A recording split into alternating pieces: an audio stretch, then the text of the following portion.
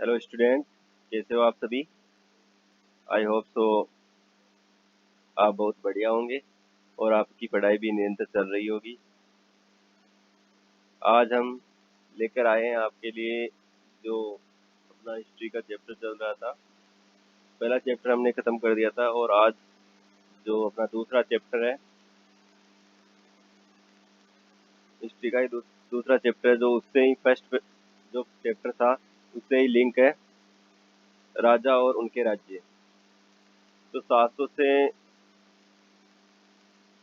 1700 तक जो राजा और राजवंश आए उनके बारे में इसमें बता रखा है। 7वीं शताब्दी के बाद कई राजवंशों का उदय हुआ। जो 7वीं शताब्दी थी अपनी, तो 700 ईस्वी के बाद की शताब्दी को 7वीं शताब्दी कह रहे हैं कि कई राजवंशों का इसमें उदय हुआ, जिसमें मानचित्र पृष्ठ में उपमहाद्वीप के विभिन्न हिस्सों में 7वीं से जो 12वीं शताब्दी के बीच शासन करने वाले प्रमुख राजवंशों को दिखाया गया है। तो 7वीं शताब्दी से 12वीं शताब्दी तक शासन जिसमें जिन राजवंशों ने 7वीं और 12वीं तक शासन किया उनके बारे में बताया गया है। जहाँ कश्मीर है, कश्मीर में शायद इंद्रप्रस्थ के आसपास के इलाकों में सामान, कन्नौज के आसपास और ये प्रयाग के आसपास चंदेलों ने, गुजर प्रत्यार, परमार, गंगा और यमुना के जो अपवाह क्षेत्र है कन्नौज के आसपास सामान, और ये अपना जो बांग्लादेश और पश्चिम बंगाल के आसपास के क्षेत्रों में पहाड़पुर में पाल, उड़ीसा में कलिंग, उड़ीसा में जो कलिंग स्थान है, कलिंग राजवंश, पूर्व चालुक्य वेंगी, राष्ट्रकूट, मालखेत, चोल, चेरी और पाडियन आदि जो राजवंशों ने यहाँ शासन किया, जिसमें मानचित्र में हमें दिखाई दे रहा है गुजर प्रत्यार, राष्ट्रकूट, पाल, चोल और चाहमान। चाहमान को चौहान भी कहते हैं। स्थान पर निर्धारित कीजिए, स्थान पर हमें अलग से एक नक्शा बनाना है और उसमें अलग अलग स्थान पर हमें चिन्हित करना है। चलो आगे चलते हैं। नए राजवंशों का उदय। जब 7वीं सदी आते आते नए राजवंशों का उदय हुआ उपमहाद्वीप में। 7वीं सदी के आते आते उपमहाद्वीप के विभिन्न भागों में बड़े भूस्वामी और योद्धा सरदार अस्तित्व में आ चुके थे। जो राजवंशों के बड़े भूस्वामी थे, जो अपनी भूमि के मालिक थे, योद्धा सरदार जो सैनिक थे, जो सेनापति थे, अस्तित्व में आ चुके थे। राजा लोग प्राय उन्हें अपने मातहत या सामंत के रूप में मान्यता देते थे। जो राजा थे वो उसे मातहत व सामंत के रूप में मान्यता देते थे। उनसे उम्मीद की जाती थी कि वे राजा या स्वामी के लिए उपहार लाए। मतलब राजा और स्वामी के लिए क्या लेकर आए? उपहार लेकर आए। उनके दरबार में हाजिरी लगाए, यानी उनके दरबार में आए और हाजिरी लगाए, उन्हें सैनिक सहायता प्रदान करे। अधिक सत्ता और संपदा हासिल करने पर सामंत, धीरे धीरे क्या होता है कि जो सामंत थे, राजा ने जिन्हें सामंत बनाया था, धीरे धीरे अधिक संपदा और सत्ता प्राप्त हासिल उन्हें धीरे धीरे होने लगी। और सामंत अपने आप को ही, जो सामंत थे वो अपने आप को ही क्या घोषित करने लगे? अपने आप को महासामंत, सामंत से ऊपर महामंडलेश्वर, पूरे मंडल का स्वामी। जो महामंडलेश्वर होता था वो उसे क्या कहते थे? पूरे मंडल का स्वामी कहने लगे, इत्यादि घोषित कर देते। कौन घोषित कर देते थे बच्चों? जो सामंत थे, जिन्हें राजा ने अपना सामंत बनाया था, कि जो बड़े भूस्वामी थे, योद्धा सरदार थे, उन्हें राजा ने सामंत बनाया था। लेकिन वो सामंत क्या करते हैं? धीरे धीरे सत्ता और संपदा हासिल करने के लिए सामंत अपने आप को क्या घोषित करने लगे? महासामंत, महामंडलेश्वर घोषित करने लगे, इत्यादि घोषित कर देते थे। कभी कभी वे अपने स्वामी के आधिपत्य से स्वतंत्र हो जाने का दावा भी करते थे। धीरे धीरे क्या करते हैं कि वह कभी कभी ये भी उन्होंने बता दिया कि हम आपके सानिध्य में नहीं रहेंगे, स्वामी के आधिपत्य से स्वतंत्र हो जाने का दावा भी करते हैं। स्वतंत्र हो जाने का दावा भी क्या करते हैं? कि हम आपसे अलग है और अपना अलग अस्तित्व रखेंगे। इस तरह का एक उदाहरण दक्कन में राष्ट्रकूटों का था। जो दक्कन क्षेत्र है अपना, वहाँ पे राष्ट्रकूटों का था। शुरुआत में कर्नाटक के चालुक्य राजाओं के अधीनस्थ थे। कौन अधीनस्थ थे? चालुक्य राजाओं के अधीनस्थ कौन थे? राष्ट्रकूट के शासक अधीनस्थ थे। 8वीं सदी के मध्य में एक राष्ट्रकूट प्रधान दंतीदुर्ग ने अपने चालुक्य स्वामी की अधीनता से इनकार कर दिया, उसे हराया। किसको हराया? दंतीदुर्ग ने किसको हराया? दंतीदुर्ग ने हराया, चालुक्य स्वामी को हराया और उनकी जो अधीनता थी उस स्वीकार नहीं किया। और हिरण्यगर्भ यानी शाब्दिक अर्थ है सोने का गर्भ नामक एक अनुष्ठान किया। किसने अनुष्ठान किया बच्चों? दंतीदुर्ग ने एक हिरण्यगर्भ नामक अनुष्ठान किया, जिसका हिरण्यगर्भ का शाब्दिक अर्थ क्या होता है? बताओ।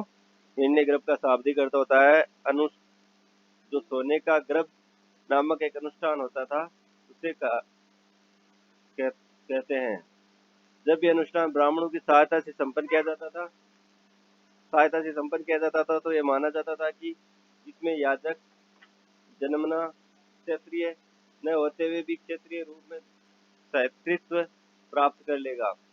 इसका क्या अर्थ माना जाता था कि जो याजक है जन्मना है क्षत्रिय, जन्मना यानी ब्राह्मण क्षत्रिय न होते हुए भी क्षत्रिय के रूप में दोबारा क्षत्रियत्व प्राप्त कर लेगा।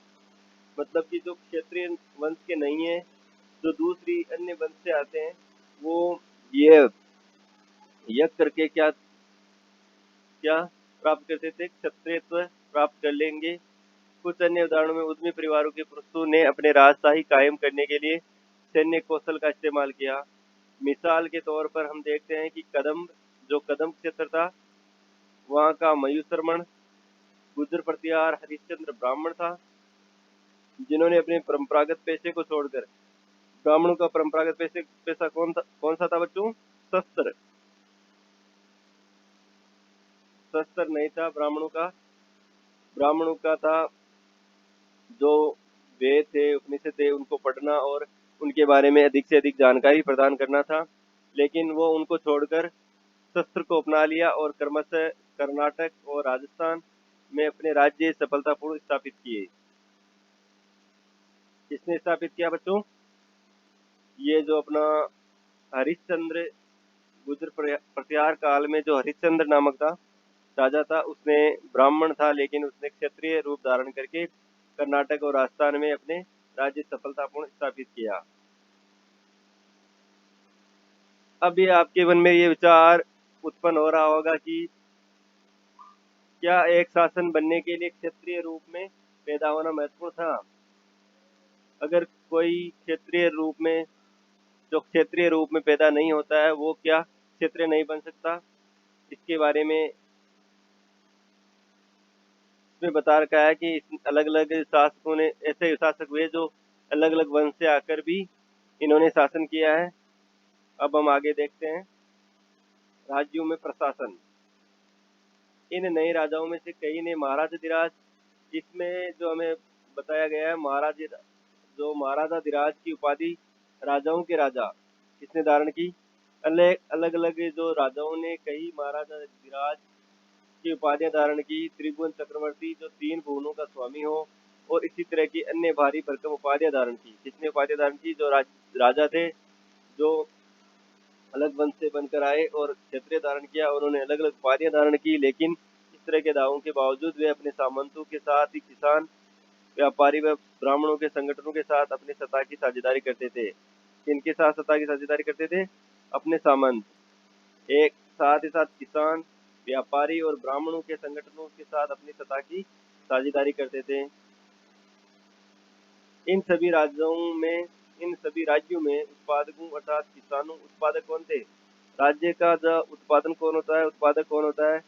राज्य का उत्पादक होता है। उत्पादक मतलब राज्य को इनकम किससे होती है? राज्य को इनकम होती है किसानों से। राज्य को इनकम किससे होती है? किसानों से होती है, पशुपालकों से होती है, कारीगरों से होती है। उत्पादकों मतलब इनकम, जो इनकम का सोर्स था, कौन से सोर्स? किसानों को अपने खेतों से उन पे कर लगाकर, पशुपालकों को पशुओं पर कर लगाकर, कारीगरों से कर लगाकर संसाधन इकट्ठे किए जाते थे। इनको अक्सर अपने उत्पादों का एक हिस्सा त्यागने के लिए मनाया या बाध्य किया जाता था। कभी कभी इस हिस्से को लगान मानकर वसूला जाता था, क्योंकि प्राप्त करने वाला भूस्वामी होने का दावा करता था। राजस्व व्यापारी से भी लिया जाता था। जो कर था वो किससे लिया जाता था? किसानों से, पशुपालकों से, कारीगरों से। कभी कभी ये लगान मानकर वसूला जाता था, और ये जो राजस्व था वो व्यापारियों से भी लिया जाता था। ये एक हमें दे रखा है 400 कर। 400 कर मतलब इसमें 400 प्रकार के करों के बारे में बता रखा है। जो तमिलनाडु में शासन करने वाले चोल वंश, तमिलनाडु में शासन कौन कर रहे थे? तमिलनाडु में उस समय शासन कर रहे थे चोल वंश। चोल वंश के अभिलेखों में विभिन्न किस्म के करों के बारे में 400 से ज्यादा सूचक शब्द मिलते हैं। किससे सूचक मिलते हैं? 400 से ज्यादा शब्द सूचक मिलते हैं, जिसमें अलग अलग करों का उल्लेख किया गया है। जो तमिलनाडु का शासक था चोल वंश, चोल वंश में 400 करों के बारे में हमें सूचना मिलती है। सबसे अधिक जो उल्लेखित कर था वह है वेटी। कौन सा कर है? वेटी, जो नगद की बजाय जबरन श्रम के रूप में लिया जाता था। वेटी एक इस प्रकार का कर था जो नगद मतलब नगद पैसे नहीं लेते थे या नगद कोई वस्तु नहीं लेते थे, उसकी बजाय जबरन श्रम के रूप में लिया जाता था। जबरन श्रम का मतलब है कि उन्हें पैसे ना देकर या कोई मजदूरी ना देकर उनसे काम कराया जाए, जबरन श्रम के रूप में काम में लिया जाता था। यानी जबरन श्रम और कदमाई यानी कि भू राजस्व थे। जो कदमाई क्या होता है? कदमाई का मतलब होता है भू राजस्व। जो जमीन का कर होता है उसे भू राजस्व कहते हैं। मकान पर छाजन डालने पर लगने वाला कर। अगर मकान पर कोई छाजन डाल रहे हैं, अपन अपने शब्दों में समझे कि मकान पर अगर छत डाल रहे हैं, मकान पे क्या डाल रहे हैं? मकान पे अगर हम छत डाल रहे हैं तो उसके लिए भी कर लगता था। खजूर या ताड़ के पेड़ पर चढ़ने के लिए सीढ़ी इस्तेमाल करने पर भी कर लगता था। अगर कोई खजूर या ताड़ के पेड़ पर चढ़ने के लिए सीढ़ी का इस्तेमाल कर रहा है, किसके लगे? अगर खजूर या ताड़ के पेड़ पर चढ़ने के लिए कोई व्यक्ति सीढ़ी का उपयोग कर रहा है तो उसके लिए भी उसमें जो तमिलनाडु में जो वंश था चोल वंश वो कर लेता था। पारिवारिक संपत्ति का उत्तराधिकारी हासिल करने के लिए कर लगने वाला कर। और अगर उत्तराधिकारी हासिल कर रहा है कोई, मतलब परिवार में जो अलग अलग उत्तराधिकार होते हैं वो हासिल करने के लिए भी उसे कर देना पड़ता था। अब आपको ये बताना है, कमेंट बॉक्स में ये बताना है कि क्या आज इनमें से कोई कर वसूले जाते हैं? आज आपके लिए है कि आज आपको बताना है कि आज इनमें से कोई कर वसूला जाता है क्या? चलो नेक्स्ट। ये संसाधन राजा की व्यवस्था का वित्तीय आधार बनते थे। कौन से संसाधन? जो राजा कर लेता था, राजस्व कर, किसानों से कर, और जो पशुपालकों से कर लेता था, वो क्या था? राजा की व्यवस्था का वित्तीय आधार बनते थे। साथ ही मंदिरों दुर्गों के निर्माण में इस्तेमाल होते थे। राजा जो मंदिरों और दुर्गों का निर्माण करता था, क्या करता था? राजा क्या करवाता था? मंदिरों का निर्माण करवाता था। अगर दुर्गों का निर्माण करवा रहा है तो इसमें कौन सा धन इस्तेमाल होता था? अब हमें ये बड़े बड़े, जब हम देखते हैं कि बड़े बड़े दुर्ग है, मंदिर बने हुए हैं, पहले के समय के जो बड़े बड़े मंदिर बने हुए हैं, दुर्ग बने हुए हैं, हमारे आसपास के क्षेत्र में बहुत सारे ऐसे दुर्ग मिल जाएंगे, जिसे देखते हुए हमें ऐसे लगता है कि इनके पास इतना पैसा इतना कहाँ से आया होगा। तो अब हमें धीरे धीरे ये जानकारी होती है कि ये पैसा उस टाइम जो कर वसूला जाता था उनसे ही राजा इकट्ठा करते थे और श्रम लिया जाता था, मतलब बिना पैसे की मजदूरी करवाई जाती थी लोगों से। संसाधन उन युद्धों में लड़ने में भी इस्तेमाल होते थे। जो युद्ध संसाधन जो कर लिया जाता था वह युद्धों को लड़ने में भी इस्तेमाल होते थे, जिनसे लूट की शक्ल में दम मिलने तथा जमीन और व्यापारी मार्गों के प्रयोग की संभावना बनती थी। धन मिलने की तथा जमीन और व्यापार मार्गों के प्रयोग की संभावना बनती थी, उनके लिए भी इनका उपयोग किया जाता था। जो राजस्व वसूली, जो कर वसूली लेते थे, राजस्व वसूली जो व्यापारियों से लिया जाता था, उनके लिए पदाधिकारियों की नियुक्ति की जाती थी। सामान्यतः प्रभावशाली परिवार के बीच से ही की जाती थी और प्राय वंशानुगत होती थी। जो राजस्व वसूली जो व्यापारियों से ली जाती थी वो क्या होती थी? वो एक वंशानुगत होती थी। वंशानुगत का मतलब है अगर किसी का पिता ये पदाधिकार है, अधिकारी है, तो उसका पुत्र भी पदाधिकारी होगा, फिर उसका पुत्र भी पदाधिकारी होगा, मतलब वंश दर वंश ये जो पदाधिकारी का पद था वो चलता जाता था। और ये ऐसे परिवार से लिया जाता था जिनका उस एरिया या उस राज्य में जिनका प्रभावशाली परिवार था, यानी मतलब जिनका वर्चस्व था, जिनको लोग जानते थे, उनको ये पद दिया जाता था। सेना में भी ऐसा ही होता था। किसमें? सेना में भी ऐसा ही होता था, कई बार राजा के निकट संबंधी इन ओहदों पर होते थे। जो राजा के निकट संबंधी थे वो भी इन ओहदों पर होते थे। अब अपन आगे देखते हैं प्रशस्तियां और भूमि अनुदान। जो प्रशस्तियां मिली है, भूमि अनुदान मिला है, वो क्या है? प्रशस्तियों में ऐसे ब्यौरे होते हैं, ब्यौरे यानी जो प्रशस्ति पे लिखे गए जो हमें जानकारी मिलती है उन्हें ब्यौरा कहते हैं। जो शब्द से सत्य नहीं भी हो सकते हैं, ये भी हो सकता है कि वो सत्य नहीं है, क्यों प्रशस्तियों पे लिखे गए हैं वो सत्य है या नहीं, लेकिन ये प्रशस्तियां हमें बताती है कि शासक खुद को कैसा दर्शाना चाहते थे। जो शासक थे, जो राजा थे, वो खुद को कैसा दर्शाना चाहते थे, क्योंकि उनके ही सरकार और उनके ही लिखने वाले हो तो जैसा वे अपनी मर्जी लिखवा सकते हैं।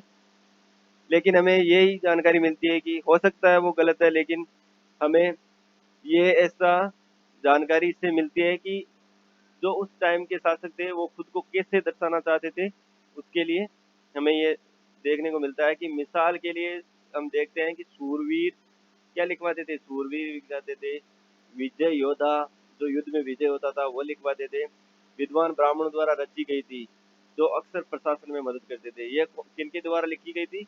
विद्वान ब्राह्मण। जो विद्वान ब्राह्मण होते थे वो इनकी रचना करते थे, जो अक्सर प्रशासन में मदद करते थे। कौन प्रशासन में मदद करते थे? जो विद्वान ब्राह्मण थे वो प्रशासन में मदद करते थे। उन्होंने के द्वारा ये लिखी गई, क्योंकि संस्कृत सिर्फ वही जानते थे जिस जिस जो एक पढ़ा लिखा वर्ग होता था, वो ब्राह्मणों को पढ़ा लिखा वर्ग माना जाता था उस टाइम। अब हम अपन देखते हैं नागभट्ट की उपलब्धियां। जो नागभट्ट था उसकी उपलब्धियां बता रखी है हमें, जिनके बारे में हम जानकारी लेंगे। कई शासकों ने प्रशस्तियों में अपनी उपलब्धियों का बखान किया है। जो कई शासक थे उन्होंने प्रशस्तियों में क्या किया है? प्रशस्तियों में ये होता है कि जो अपनी उपलब्धियां होती है उनको लिखवा दिया जाता है।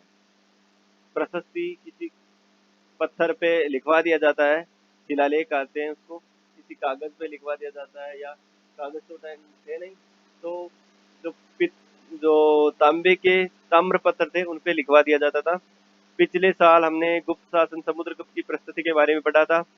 संस्कृत में लिखी गई ग्वालियर मध्य प्रदेश में पाई गई एक प्रशस्ति में प्रतिहार नरेश, कौन सा प्रतिहार नरेश? नागभट्ट के कामों का वर्णन इस प्रकार किया गया है। जो संस्कृत में लिखी गई प्रशस्ति थी, मध्य प्रदेश में हमें मिली थी। प्रशस्ति में प्रतिहार नरेश कौन था? नागभट्ट के कामों का वर्णन किया गया है, जो इस प्रकार है। आंध्र सेंधव सिंध विदर्भ महाराष्ट्र का एक हिस्सा और कलिंग उड़ीसा का हिस्सा के राजा उनके आगे सभी सभी धराशायी हो गए जब वे राजकुमार थे। जब ये नागभट्ट राजकुमार थे उस टाइम ही आंध्र सेंधव विदर्भ और कलिंग के राजा उनके आगे क्या हो गए? धराशायी हो गए, मतलब उनके उनके सामने पराजय स्वीकार कर ली। इन्होंने कन्नौज के शासक चक्रयुद्ध को भी विजित किया। किसको विजित किया? चक्रयुद्ध। चक्रायुद्ध था जो कन्नौज का शासक था,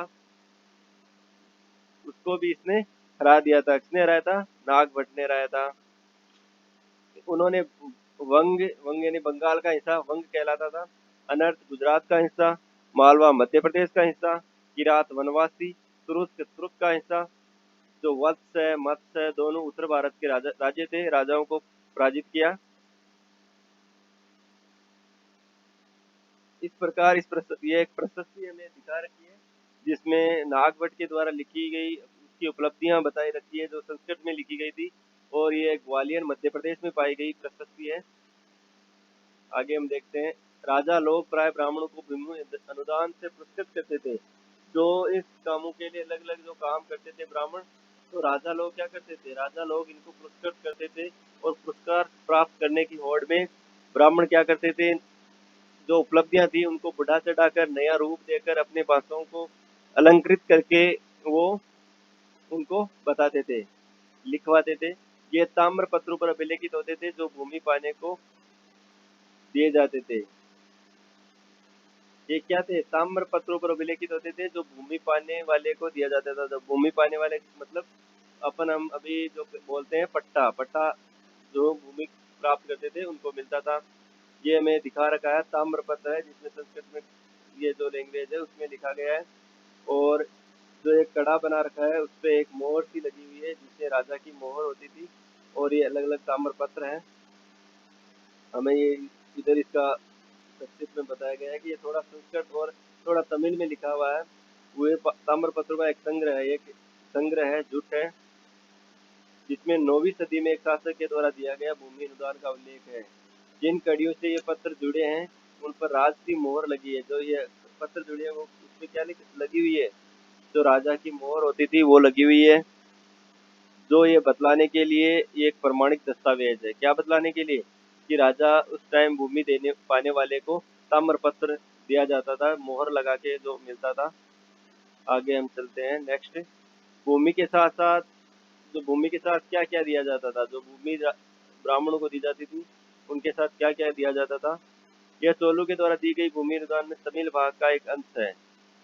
ये क्या हमें एक संक्षिप्त अंश दिया गया है, जो एक है चोल वंश था, उनके द्वारा एक भूमि अनुदान तमिल भाग का एक अंश दिया गया है, जिसमें यह बता रखा है कि हमने मिट्टी की मेड़े बनाकर साथ ही कांटेदार झाड़ियां लगाकर भूमि की सीमाओं को चिन्हित कर दिया है। इस भूमि पर ये चीजें हैं। कौन कौन सी चीजें हैं? पहले तो इसमें ये लिखा है कि हमने मिट्टी की मेड़ बनाकर उस और झाड़ियां लगाकर भूमि को क्या कर दिया, भूमि को सीमा बना दिया। जैसे हम अभी जो तारबंदी करके सीमा बनाते हैं उस प्रकार सीमा बना दी जाती थी। किससे? मेड़ बनाकर उस पर कांटीली झाड़ियां डालकर सीमाएं बना दी जाती थी। इस भूमि पर ये चीजें हैं। और इसमें आगे ये लिखा हुआ होता था कि इस चीज ये चीजें हैं। कौन कौन सी चीजें? फलदार वृक्ष है, पानी भी की व्यवस्था है, भूमि है, बगीचे और फलोदान है, पेड़, कुएं, खुली जगह भी है, चारागाह है, एक गांव है, बाम्बी है। बाम्बी किसको बोला जाता था? तो सांप का बिल होता है उसको बाम्बी बोला जाता था। चबूतरे हैं, नहरें हैं, खाइयां जो बड़े बड़े खड्डे होते हैं उसे खाइयां बोलते हैं। नदियां, दलदली जमीन, जो दलदली जमीन होती थी, दलदली जमीन मतलब जो जहाँ पानी इकट्ठा हो जाता था और दलदल सा बन जाता था उसे दलदली जमीन। और अनागार मतलब अन्न रखने के लिए स्थान, बड़े बड़े स्थान होते थे जहाँ हम अन्न या अनाज रखा करते थे, उसे अनागार कहते हैं। मछलियों के तालाब, मछली पालन के लिए तालाब है, मधुमक्खियों के छत्ते भी हैं और गहरी झीलें हैं। जिसे भूमि मिलती है उससे कर वसूली कर सकता है। वह न्यायाधिकारियों द्वारा जुर्माने के तौर पर लगाए गए कर वसूल सकता है। जिसको ये भूमि मिलती है वह उससे कर वसूली कर सकता है। वह न्यायाधिकारियों द्वारा जुर्माने के तौर पर लगाए गए कर वसूल सकता है। पान के पत्तों पर लगने वाला कर अब इसमें आगे बता रखा है कि कौन कौन से कर ले सकता है। पान के पत्तों पर लगने वाला कर, बुने हुए कपड़ों पर लगने वाला कर, साथ ही साथ वाहनों पर लगने वाला कर वसूल सकता है। वह पक्की ईंटों के बने ऊपरी माले पर बड़े कमरे बनवा सकता है। क्या बनवा सकता है? वह पक्की ईंटों से बने ऊपरी माले पर बड़े कमरे बनवा सकता है। बड़े और छोटे कुएं खुदवा सकता है। पेड़ और कांटेदार झाड़ियां लगवा सकता है। जरूरी हो तो सिंचाई के लिए नहर बनवा सकता है। क्या बना सकता है? नहर। सिंचाई के लिए क्या बना सकता है? नहर बना सकता है। उसे सुनिश्चित करना चाहिए कि पानी बर्बाद न हो और तटबंधों का निर्माण हो। पानी को रोकने के लिए तटबंधों का निर्माण हो और पानी बर्बाद न हो।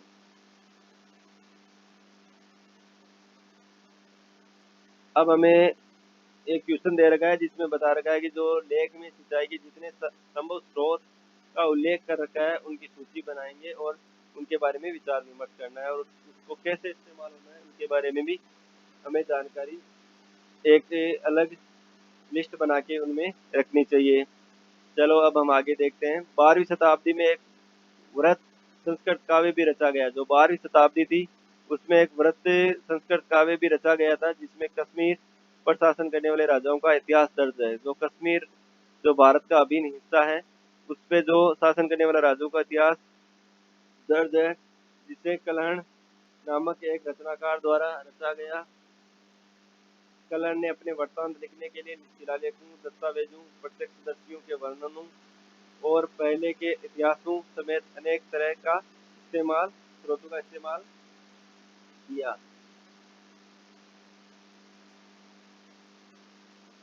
प्रशस्तियों के लेखकों से भिन्न, वह अक्सर शासकों और उनकी नीतियों के बारे में आलोचनात्मक रूप दिखलाता है।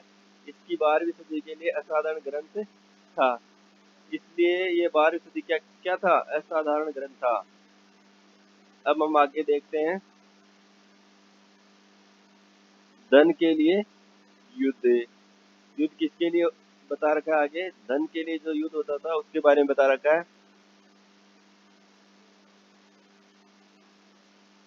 आपने ये गौर किया होगा कि प्रत्येक शासक राजवंश का आधार कोई क्षेत्र विशेष था। मतलब जो राजवंश था उनका एक क्षेत्र फिक्स कर रखा था, क्षेत्र विशेष था। वे एक दूसरे के नियंत्रण करने का प्रयास करते थे।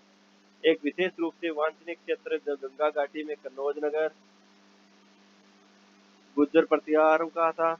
राष्ट्रकूट और पाल वंशों के साथ सदियों तक कन्नौज के ऊपर नियंत्रण को लेकर आपस में लड़ते रहे। कौन कौन लड़ते रहे? गुर्जर प्रतिहार, राष्ट्रकूट और पाल। ये तीनों राजवंश त्रिपक्षीय युद्ध में शामिल थे। कन्नौज के ऊपर नियंत्रण करने के लिए सदियों तक लड़ते रहे। चूंकि इस लंबी लड़ाई में 3 पक्ष थे, इसलिए इतिहासकारों ने प्राय इनकी चर्चा त्रिपक्षीय संघर्ष के रूप में कही। हमने पहले बताया था कि आपको ये तीनों जो गुर्जर प्रतिहार, राष्ट्रकूट और पाल वंश, तीनों का जो संघर्ष चलता था उन्हें क्या कहा जाता था? त्रिपक्षीय संघर्ष के रूप में जाना जाता था। शासकों ने बड़ी मंदिरों का निर्माण करवाकर अपनी सत्ता और संसाधनों का प्रदर्शन करने का प्रयास किया। इसलिए जब वे एक दूसरे के राज्य पर आक्रमण करते थे, क्या करते थे? एक दूसरे के राज्य पर आक्रमण करते थे तो मंदिरों को अपना निशान बनाते थे, जो कभी कभी बहुत अधिक संपन्न होते थे। जो अफगानिस्तान का क्षेत्र था, अफगानिस्तान का कौन था? अफगानिस्तान का गजनी का महमूद, जो गजनी स्थान था। अफगानिस्तान में कौन सा स्थान? गजनी। गजनी का महमूद ऐसा एक शासक था, उसने धार्मिक पूर्वाग्रह से प्रेरित हो उपमहाद्वीप पर 17 बार आक्रमण किया। कितने बार? 17 बार हमला किया। 1000 ईस्वी से 1025 ईस्वी तक आक्रमण किया। इसका जो ये गजनी था उसका निशाना क्या था? ये गजनी वही है जो पृथ्वीराज थर्ड के साथ युद्ध किया था। इसने संपन मंदिर जिसमें गुजरात का सोमनाथ मंदिर था। सोमनाथ मंदिर महमूद जो धन उठा ले गया उसका बहुत बड़ा हिस्सा गजनी में एक वैभवशाली राजधानी के निर्माण में खर्च हुआ। युद्ध करने वाले दूसरे राजाओं में सामान भी थे। सामान जिसको चौहान भी कहा जाता था, सामान जो बाद में चौहान के रूप में जाने गए, वे दिल्ली और अजमेर के आसपास के क्षेत्र पर शासन करते थे। युद्ध करने वाले दूसरे राजाओं में सामान थे। सामान मतलब चौहान थे, दिल्ली और अजमेर के आसपास के क्षेत्र पर शासन करते थे। उन्होंने पश्चिम और पूर्व की ओर अपने नियंत्रण क्षेत्र का विस्तार करना चाहा, जहां उन्हें गुजरात के चालुक्यों और पश्चिमी उत्तर प्रदेश के गढ़वालों से टक्कर लेनी पड़ी। उत्तर प्रदेश के गढ़वालों से क्या लेनी पड़ी? टक्कर लेनी पड़ी। सामान शासक पृथ्वीराज तृतीय 1168 से 1192, जिसमें सुल्तान मोहम्मद गोरी था नामक अफगान शासक जो 1191 में हराया, लेकिन दूसरे साल 1192 में उनके हाथों हार गया। हमें ये बता रखा है कि जो पृथ्वीराज चौहान था, तृतीय जो पृथ्वीराज चौहान है उसको ही पृथ्वीराज तृतीय कहा जाता है, जो 1168 से 1192 तक जिसने शासन किया, जिस पर मोहम्मद गौरी ने पहले आक्रमण किया था 1191 में, जिसमें मोहम्मद गौरी को हार का सामना करना पड़ा। लेकिन दूसरे साल धोखा करके 1192 में जो मोहम्मद गौरी था उसने वापस आक्रमण कर दिया और जो पृथ्वीराज चौहान था उनको संभलने का मौका नहीं मिला और उनकी पराजय हुई।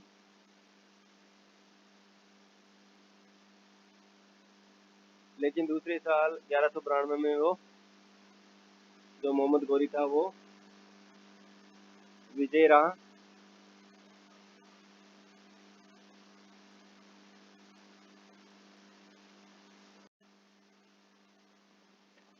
आज का अपना चैप्टर कैसा रहा कमेंट बॉक्स में ज़रूर बताएं। अगर आपको पसंद आया हो लाइक शेयर एंड सब्सक्राइब करें। Thank you for watching.